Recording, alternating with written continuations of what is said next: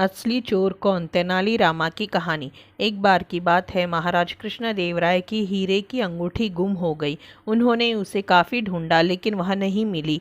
उन्होंने यह बात तेनालीरामा को बताई तो तेनालीरामा ने पूछा, महाराज क्या आपको याद है कि आपने वह अंगूठी कहाँ उतारी थी? कुछ देर सोचने के बाद महाराज ने उत्तर दिया, नहाने जाने के पहले मैंने वह अंगूठी उतारकर पलंग के पास रखे संदूक में रख दी थी। नहाकर आने के बाद मैंने देखा कि अंगूठी गायब है। महाराज तब तो हमें संदूक सहित इस पूरे कमरे की अच्छी तरह तलाशी लेनी चाहिए। अंगूठी यहीं कहीं होगी। तेनालीरामा बोले, लेकिन वह यहाँ नहीं है। मैंने सेवकों से कहकर संदूक तो क्या, कमरे के हर एक कोने की तलाशी करवाई पर अंगूठी कहीं नहीं मिली। महाराज ने कहा, तब तो आपकी अंगूठी गुम नहीं हुई है महाराज, चोरी हुई है और चोर आपके सेवकों में से ही कोई एक है। आप इस कमरे की साफ सफाई करने वाले सेवकों को बुलवाइए। महाराज ने सभी साफ सफाई करने वाले सेवकों को बुलवा लिया।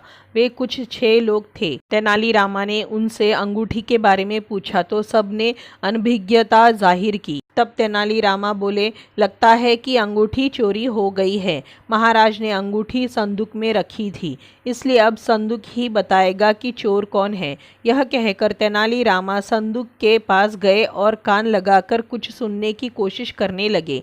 फिर सेवकों को संबोधित कर बोले, संदूक ने मुझे सब कुछ बता दिया है। अब चोर का बचना असंभव है। जो चोर है उसकी दाढ़ी में तिनका है। ये सुनना था कि 6 सेवकों में से एक ने नजरें बचाते हुए अपनी दाढ़ी पर हाथ फिराया। तेनालीरामा की नज़र ने उसे ऐसा करते देख लिया। उन्होंने तुरंत उस सेवक को बंदी बनाने का आदेश दे दिया। कड़ाई से पूछताछ करने पर उस सेवक ने सच उगलकर अपना दोष स्वीकार कर लिया।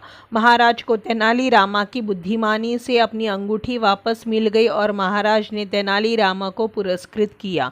तो दोस्तों, ये थी तेनालीरामा की कहानी। असली चोर कौन? आपको कैसी लगी? अगर अच्छी लगी हो तो इसी तरह की कहानियों के लिए चैनल को सब्सक्राइब करें, वीडियो को लाइक करें, शेयर करें। धन्यवाद।